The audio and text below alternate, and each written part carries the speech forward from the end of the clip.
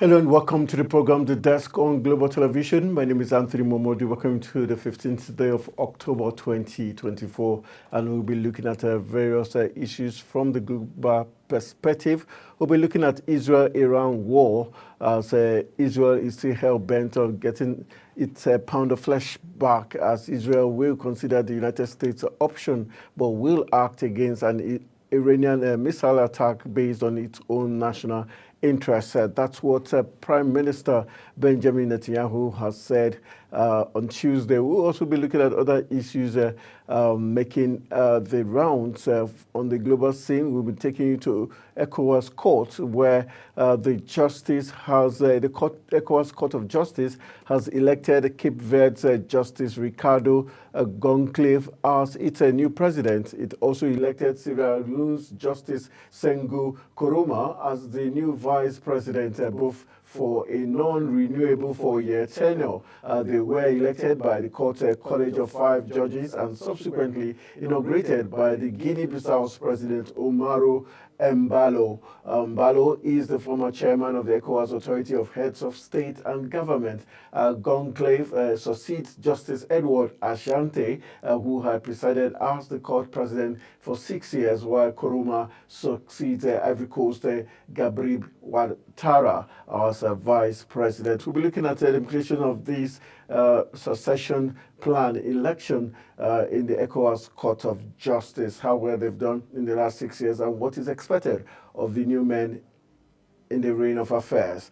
We'll also be taking you close to other big talking points in the African continent. Specifically, we'll be looking at what's playing out in Kenya, as we look at the fact that the Kenyan court is set to rule on today as regards an urgent petition by the Deputy President Rigathi, who was seeking to halt the Senate debate and vote on his impeachment.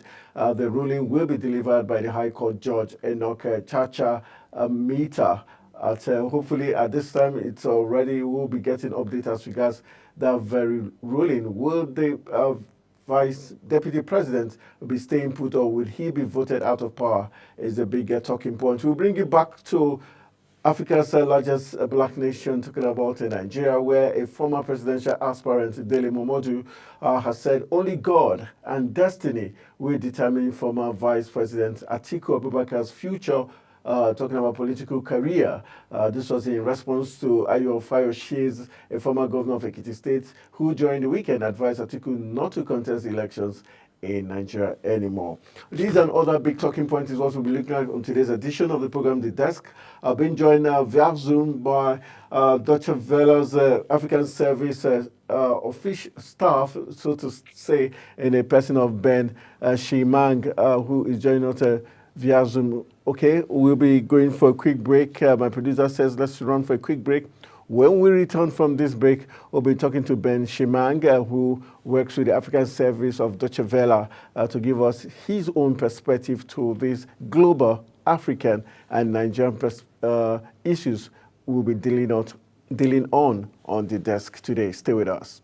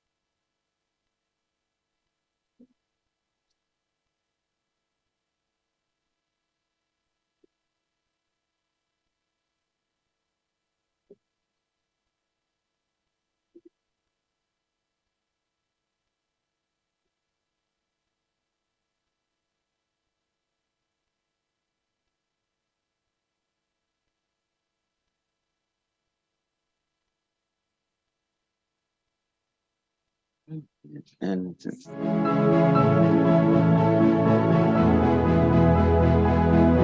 I can't hear anything.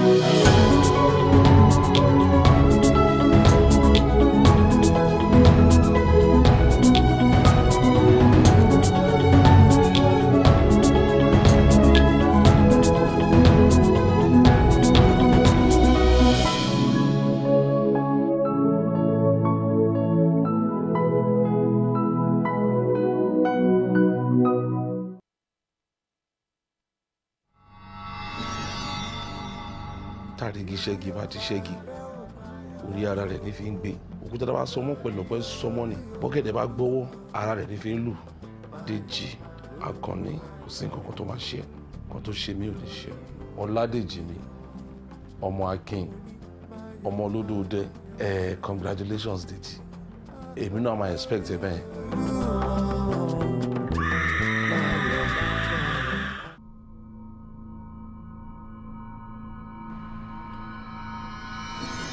mo wà ń bí má bẹ̀rù ó ti tó má bẹ̀rù.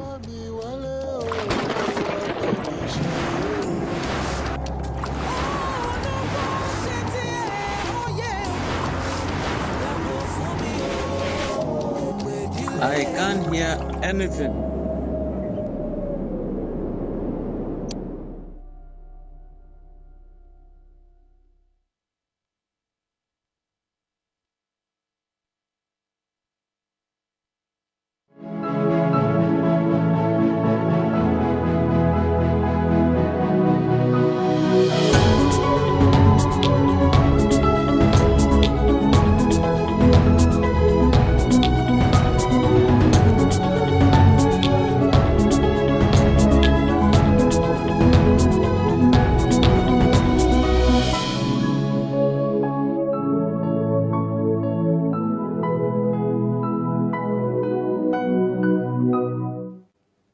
All right, welcome back from the break. It's now time for us to hit the discuss button as we look at issues making the rounds.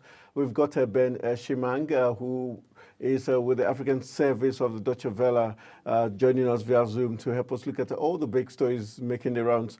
Good evening. Thank you for joining us on the desk.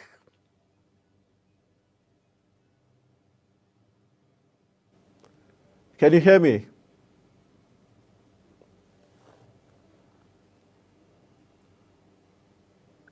Hello, can you hear me? Yes, I can hear you. Ben Shimang, can you hear me?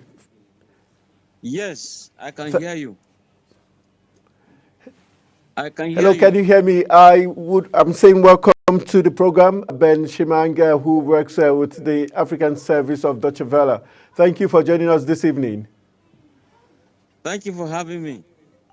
All right, we've got some very interesting talking points from the global scene. Let's begin from the Israel-Iran war, where Benjamin Netanyahu has said Israel would consider United States' opinion, but will act against Iranian missile attack based on its national interests. From your perspective, what do you think the Prime Minister Benjamin Netanyahu's office is trying to say?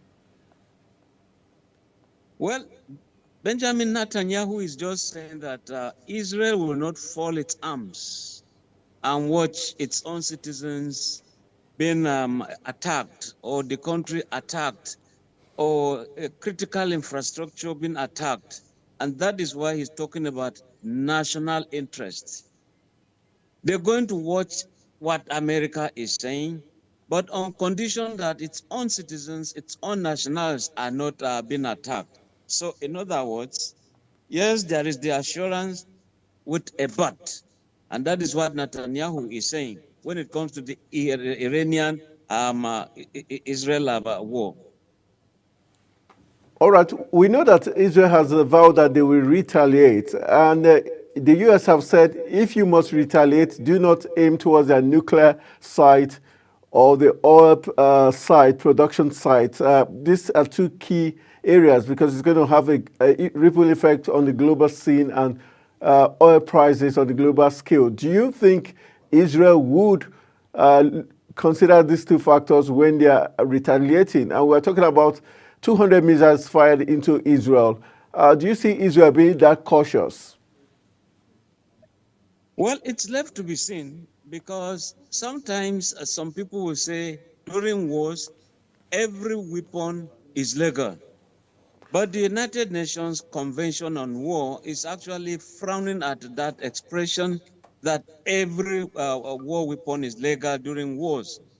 And that is why during wars, one is told not to poison water, for example. But we have seen, if we have to sway a bit, the Russian and Ukrainian war, at the point dams are being destroyed so that communities do not have water. We have also seen that once there are hospitals, they are not supposed to be attacked, but they have been attacked in this war. We are also hearing that once a soldier wounded has surrendered, if you have a wounded soldier, of course, you have to take care of him, even though he is an enemy. If you also have someone who is armed but has now dropped the arm, moved away from the arm he's holding, and is, of course, carrying his hands up, he's not supposed to be attacked. And we also know that places of worship are not supposed to be attacked.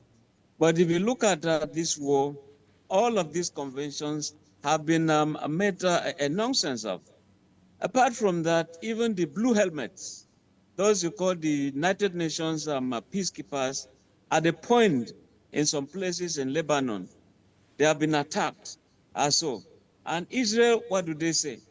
They say that either it's Hezbollah or whatever you name it, that they use these areas as human shields. Why will you go stockpile arms, for example, in a school? Why will arms be found in a hospital, for example, when the hospital is up here, at the basement is an armory or office for planning of attacks, according to the Israeli intelligence. And that is why Israel also feels they have to do their own needful to protect citizens, protect their integrity or national interest. And if you look at the barrage of missiles being sent, either from Lebanon or you're talking about Iran, of course, Israel will want to retaliate. And even when America will say, don't retaliate, the same America, you find what they call double talk. They say Israel has the right to defend itself like any other country. So it's a whole lot of things that will have to be brought to bear. But in all of this, where is humanity in the war? All right, let's leave that talking point. Let's come back to Africa, looking at ECOWAS Court. The ECOWAS Court of Justice has just elected the Cape Verde Justice Ricardo Goncalves as its new president. It also elected Sierra Leone's Justice Sengu Koroma as the vice president, both for a non-renewable 4-year tenure. They were elected by the court college of 5 judges and subsequently inaugurated by Guinea-Bissau's president in the person of Umaru Embalo. Let's look at the ECOWAS court in the last 6 years. Would you say they've been very bold and decisive in their rulings? We remember one of their rulings, famous rulings, is telling the Nigerian government to pay as much as $10 million each to the victims of the EndSARS protest, saying that the security agencies in Nigeria did use excessive force on those protesters. What's your take as regards the ECOWAS court and the new men in charge? Well, the new men in charge will also have to look at precedents. What is it that has been done? Can they improve on what has been done or what has been failed to be done by their predecessors? It's very, very key. But if you're talking about judgments, precedents, what has taken place before, well, it's nice that ECOWAS court will have the teeth to bite, not just to the mouth to back. Why am I saying so? If you recall, when there was this coup in Niger Republic, some Nigerians, Femi Falana among them, went to ECOWAS court and challenged the Nigerian government. Said it was like they were trying to invade a foreign country when they said will have a standby force to intervene in such situations.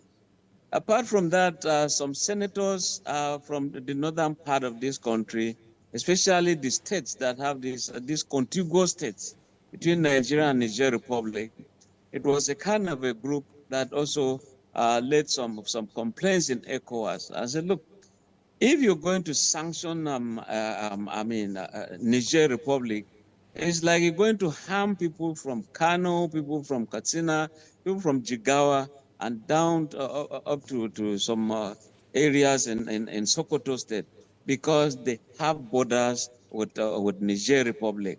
So in other words, just that due to colonial creations, artificial boundaries were created to separate brothers and sisters. You recall that when President Buhari was in power and he needed to do some railway constructions, he actually took it from, from Nigeria and entered Niger, went to Maradi, and you could see the proximity between Maradi and Katsina, and of course, even the ruling families in Daura, you still have some of their relations in Niger Republic. So it's like, let me take care of my brother from the other side of the divide. So the ECOWAS, the Court of Justice has a lot to do. And some people also feel that even the ECOWAS protocol, that the free movement of persons, goods, services, at the point, well, if you say it's going to be ECOWAS of citizens, not ECOWAS of boundaries of nations, people should just move freely, goods should move freely, services should move freely. Now, some people are saying that some of the attacks, either terrorism or violent crimes, you see that they now pass across international frontiers. And that is why some people are saying, look, can ECOWAS tinker with its own laws to see that they can make laws that are more friendly, so to speak. So the new, those in charge now, we have to do quite a lot to ensure that ECOWAS citizens are protected. Recall that even human trafficking, when some people are trafficked from Nigeria, they pass through Niger, they are being held at the point. In some places, they say they are slaves, or even in Ivory Coast or Ghana, they said some of them work in cocoa farms, some and the kind of living condition they live is sordid. They live sordid. They live in squalors. They live in camps that are not that show that they are just subhuman. So these are also things that the ECOWAS court should look at. Well said. Let's move to East Africa, where it's Kenya still in the news, as a Kenya court was to rule at this moment. I've not gotten details as regards the ruling, but the Kenya court is set to rule as regards the urgent petition by Deputy President Rigathi Gachagua, who was seeking to halt the Senate debate and to vote on his impeachment. The ruling will be delivered by the High Court judge. I just want to get your take as regards the processes of the National Assembly of Kenya's lower court of parliament, who last week made history by voting overwhelmingly to impeach the deputy president on 11 charges, including allegations of corruption, which the 59-year-old denied or say it was just a plot, propaganda to hunt him out of office. What's your expectation, regardless of whatever the verdict will be? Yeah, you see, justice must be seen to have been done. The vice president in Kenya is alleging that he's not given free trial, free hearing, so to speak. That in a rush, the lower parliament, when voted overwhelmingly that he should be impeached without him being given the right to respond to many of the allegations. And that's why he has also rushed to the court. The court usually, as it is said, is the hope of the common man.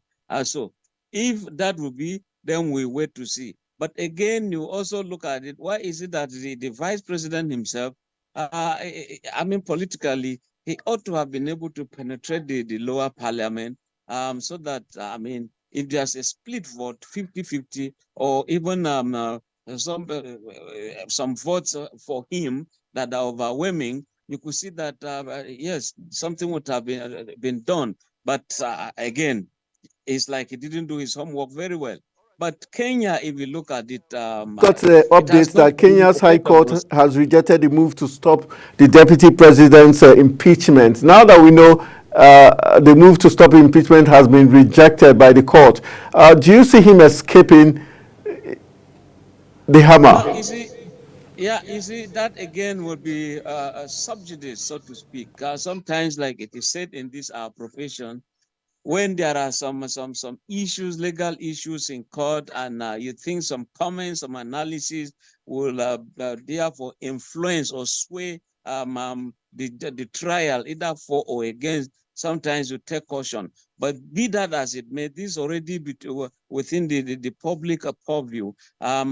So it's left for the judge to look at it painstakingly, professionally, and to see that they look at it clause by clause when it comes to these allegations, item by item, and all of that will have to be proved so that the judiciary in Kenya will be the hope of the man. And if judgment therefore is delivered, even the assembly that said the man is corrupt and with other charges will look at it and say, yes, justice has been served. If he's found guilty and the vice president, yes, is found guilty, for example, when he looks at the judgment and he knows within himself that really justice has been delivered, then you see that there will be no grounds for appeal. But the moment you hear there are appeals, hoping that the judiciary is a judiciary of integrity, then you see that there will be no appeal. But the moment you begin to have appeals or trying to explore some lacunas, some gaps, some inadequacies of the provision of the law, then some things will have to be done. And whatever happens, this judgment is going to be a kind of a precedent. It's going to be cited in any other judgment, either globally or in Kenya, so to speak. Just got updates from Nairobi saying that initially we know that 200 to 281, persons. The motion to move for the impeachment was at 200 to 44 votes. That's at the Parliament, and the Justice Chacha Mita of the High Court in Kenya has already ruled, and he has ruled against stopping the impeachment move. So it means the Parliament or the Senate would go ahead with the impeachment move against the Deputy President. My question now to you is, do you think he stands a chance of surviving this impeachment move now that the court has given them go ahead? Because in the votes, there were 281 persons moving for him to be impeached as against 44 votes.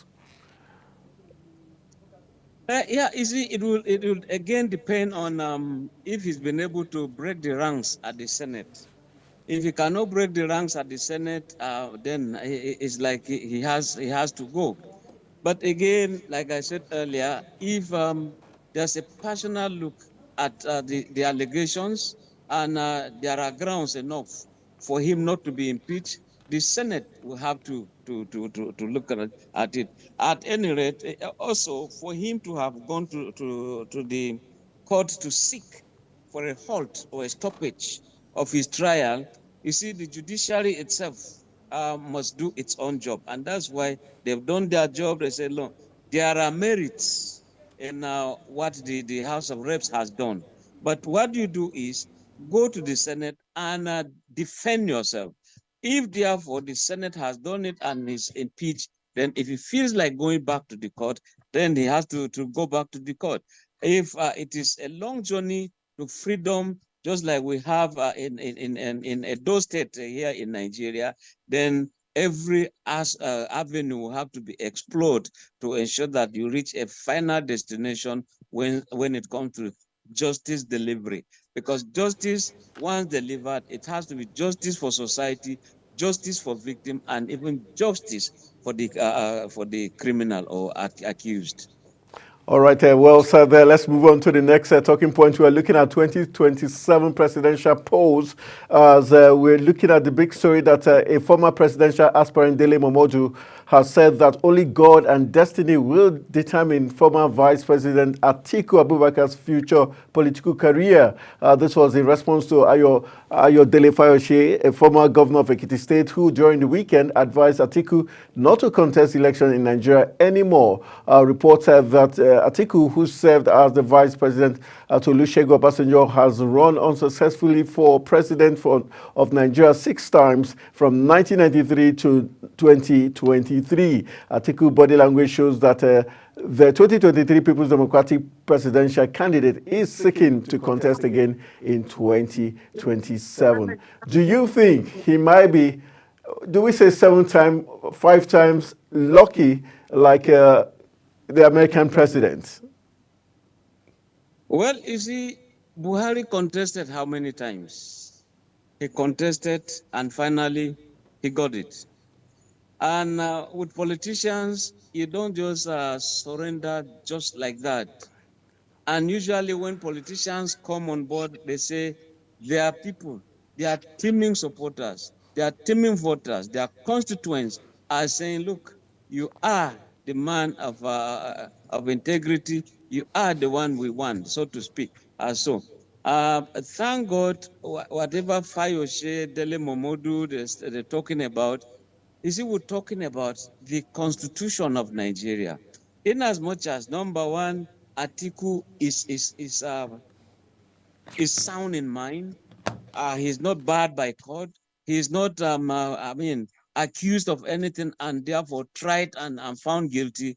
Atiku has a right to seek for that office. So we give it to him. So we are thanking God the Constitution is there. But it's now left for Nigerians to do whatever they would want. If there are other things they will look at before they either vote for or against him, Nigerians will decide. But if you also look at some recent utterances in the political circle, you begin to see that there are moves to make some alignments and realignments. You can see NNPP, Kwankwaso, you can see Peter Obi, Labour Party. They are talking of all sorts of alignments. You hardly can say. Meanwhile, the crisis also that is rocking PDP can create some kind of some sub-political organizations. After all, when it is set by law here in Nigeria that when a political party is in crisis, you can leave it to go and form some alliances. That was what APC did. And is it going to be the same thing with PDP? Are they going to? So if Atiku is a politician and he feels that, yeah, he can do a redesign of the political structure or going to his drawing board with his lieutenants, and he has done his own calculation and he feels the cost is clear, well, the Constitution says go on and contest. Talking about, let's move to the opposition party, the People's Democratic Party is still having some unrest within the party structure. The Umar Damagu's faction of the People's Democratic Party, PDP, has called on security agencies to arrest Yayari Mohammed for impersonation and violation of court order. Damagu was suspended by a faction of the PDP and Mohammed was picked as his replacement, but an Abuja Federal High Court restrained the National Executive Committee and the People's Democratic Party's Board of Trustees from removing Damagun as the party's acting national chairman. Acting National Publicity Secretary Abdullahi Manga has now accused Mohammed of violating the court order that stopped Damagu's removal from office. Let's look at the back and forth within the PDP. What do you think is really playing out in the PDP? We're having different factions, and the judiciary, are they making it easier, or they are helping probably destroy the opposition party? Yeah, you see, with the judiciary, you hardly can just like Chinua Achebe would say, every lizard lies down flat, prostrate, so to speak. You don't know which one has a stomach pain. In the same vein, with these politicians, you hardly can say the direction of any politician. You see them so vehemently opposed to a certain policy, a certain group, a certain person, but before you know it, they form an alignment. I give examples. Once people sit around a table, you don't know who is kicking the other under the table. When you kick, you now look at your faces and pass a message. So the Nigerian politicians truly, one feels at a point disappointed because If you look at the Labour Party in England, look at when in Great Britain, if you look at when John Major was nurturing that party, nurturing for a very long time. In the end, when the opportunity came, he got it. And he held on to it till a very long time too, before Labour could be defeated. But in Nigeria, the moment you realize that chances are too slim for you, you abandon your electorate and move. You go there and say, your electorate said you should move.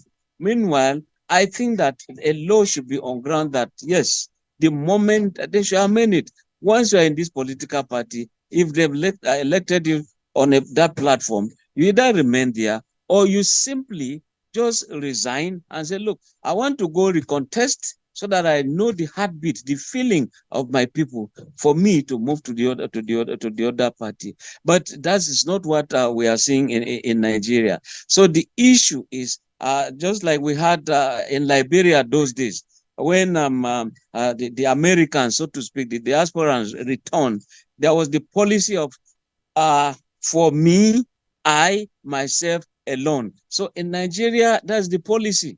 The politician has the policy of or practices it. I, myself, and me alone, and that is just it. And you can also abbreviate it to mean I before others. Anything short of that, no. The politician in Nigeria, in terms of integrity, is just not it at all. Many things are wrong. About the PDP, there's also the issue of that Yayari Mohammed has challenged the rival National Working Committee led by Omar Damagum to act on their security threat. The acting National Publicity Secretary Ibrahim Abdullahi of the Damagum-led NWC faction at the press conference in Abuja warned the potential security measures against Mohammed faction in order to uphold the rule of law. Do you think they are beginning to, aside even dragging the judiciary into this mess, the security agencies are also being partisan technically? Yeah, usually those two agencies, some will want to use them to their own advantage. If you're already complaining against your fellow politician, then the next thing is you complain to security agencies. And you even pass an order, go arrest such a person.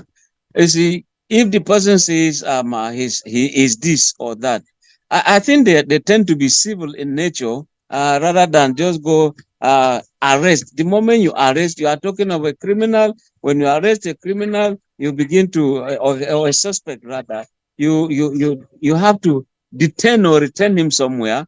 And of course, the law says within 48 hours, you charged him to court. Also, is that what PDP will be looking out for? And that is also where the judiciary will come in. And some people simply want to sway in the judiciary to what they want and not what ought to be the ideal. Also, the judiciary too, you will have to look at it itself. Self-searching. Are they playing the game according to what the law says, or they are playing the game according to what instincts are saying, to what some friendship is saying, to what some tribal affiliation or religious connotations are saying? So they should look at the law and not the persons involved.